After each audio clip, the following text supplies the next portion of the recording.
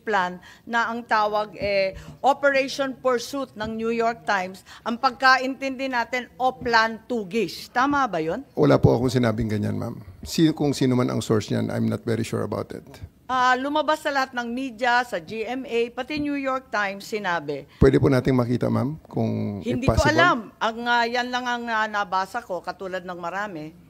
Operation Pursuit, tapos translate Oplan Tugis. Okay, may pangalan ho ba ako na naging source, ma'am, kung pwede ko makita? Kasi until this point, gusto ko rin po, ma'am, maraming salamat sa pag-clarify nito. Gusto ko sana makita, ma'am, yung pangalan ko talaga. Ang PNP, ang nagplano ng isang Oplan Tugis. I'm just one of the... Napakahaba. Yun lang, ma'am. I'm just one of the 220... Unfortunately, I'm just one of the 220,000 policemen of the PNP right now. Kung sinong source nila, gusto ko sana nga makita, ma'am, na ang pangalan ko talaga is nandyan, na sinabi ko yan. Kasi na-attribute sa akin yan, ma'am, eh. Kaya I'm really thankful at this opportunity to clear that yes, Senator part Bato. ng news. Andyan, How about that Chief PNP?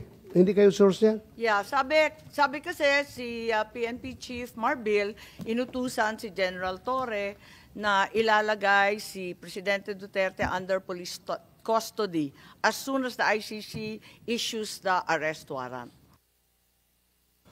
Wala po kaming ganyan at hindi ko po nakita yung Oplan Tugis na sinasabi nyo ngayon. So ibig sabihin yung New York Times, lahat ng local media, sinungaling. Okay lang, I mean sabihin lang natin alin yung totoo, alin hindi, para maliwanagan kami. Madam Chair, mas naniniwala ako sa kanila pag sinabi nila yan kaysa dyan sa mga lumalabas na balita. Kapag sinabi nila na hindi silang source, naniniwala ako. Okay, paniwalaan natin. Tama naman, dapat paniwalaan ng kapulisan. Meron ba kayong memorandum, document, outline tungkol dito sa aresto ng March 10 or March 11? Bago pa dumating yung warrant, meron na ba kayong plano? Kasi sabi nga ninyo, General Torre, lagi kayong naghahanda for any eventuality. Crisis management nga naman. For the specific, yung March 11, ma'am, wala talagang pre-planned na sinasabing itong specific. Kaya on the fly ngayon, ma'am, na ginawa, ma'am. So everything that was done there, based on the contingencies, meron tayong mga, may situation analysis, may... Pero sinabi rin ninyo, matagal ng plano yan. Yes, ma'am. Naabutan ko na yan. Pagdating ko, meron na yan. Anticipation na kami. Actually, ma'am, ang pinaka-mother of plan yan, ma'am, baka kasi yung pursuit na yan, hindi tugis sa pinagsimulan, baka manhunt. Kaya pursuit, baka manhunt yung manhunt Charlie natin, na mayroong ganyan ang PNP. Hindi The accounting of wanted persons. Hindi po, General Torre, kasi may PNP memos for deployment. Pinirmahan ni Chief PNP Marbil, March 10 pa lang. Wala pang arrest warrant, magde-deploy na tayo ng kapulisan sa NCR at pati na rin sa Davao. Diba? May memo tayo, pinakita natin nung first hearing. Yes, Chief Marbil, please. Ma'am, that's a regular deployment po yung pinapadala po natin. Yun po yung ano natin.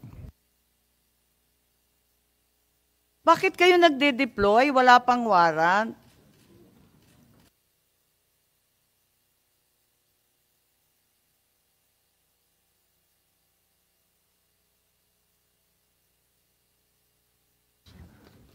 That's already part of the contingencies. Kasi hindi naman natin madi-deny na napaka-high profile ni PRRD. Ito na nga, may preparation na may probability na lalabas itong order na to. On my part, lalabas ang order na to. Pero sabi, nung unang hearing ni Secretary John Vic, na chismis lang naman, magde-deploy ka sa chismis lamang? There's really no harm in erring on the side of caution, ma'am. Palaging ganyan. Prevent after the prediction. We prevent whatever. Kaya palaging predict yan ang scanning the operational environment, threat assessments, so wala preparation, talagang IPB. plano. Pero sinabi mo, matagal ng plano yan. Alin ba talaga? The contingencies are there, ma'am. Hindi na sinasabing wala talaga kaming alam at wala kaming pinaghahandaan. May contingencies tayo, ma'am. So it's always there. So you're part saying of the that PNP. it was just general contingency planning, Yes, ma'am. no specific incident was anticipated? Although, sinabi rin ninyo, anticipation ko na yan. pagdating nung Anticipation ng warrant ng ICC. That's very specific po. Ma'am, Hindi siya generic contingency planning. Opo. Part na ho ng aking trabaho na ma'am yan, nakita ko na, sabi ko, naku, paano pag nautusan ako bigla, lumabas ang warrant at i-implement ito. Nasa Hong Kong ang ating subject. So, that's all part of the anticipation already and the So in contingency fact, there planning. was a plan.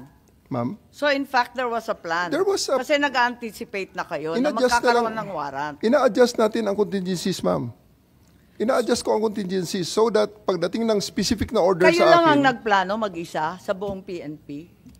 I'm the head of the CIDG, ma'am. I have, Pero kayo lang ang nagplano I have ng 2,000 operation? people. I have 2,000 people under me. Sir.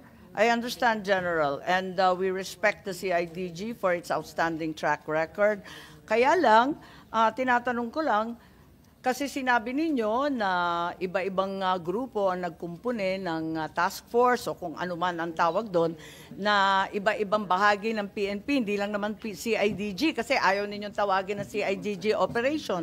Sino-sino pa ang kasama sa planning dito sa anticipation ng ICC warrant? Thank you very much for the praises to the CIDG, ma'am, first and foremost.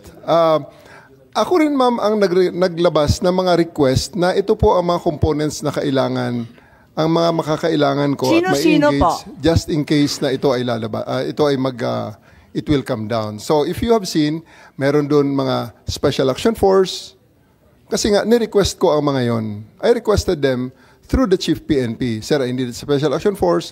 I also need the NCRPO to stand by on alert na ang kanilang mga civil disturbance management ay mag-ready rin just in case na magkaroon ng mga rally, magkaroon ng mga mass movements, ready rin kami So kahit papano, hindi totoo na walang plano kasi may anticipation ka na eh. At Definitely, saka ma'am. nananawagan ka na sa Definitely. iba't ibang tropa. Definitely, we are denying that plan from the context of being sinister and really plotting against the former president. It's not like that. We are just making sure that the PNP will be up to its mandate of protecting the peace and order and the well-being of the citizens, even though this an event as controversial as this goes down.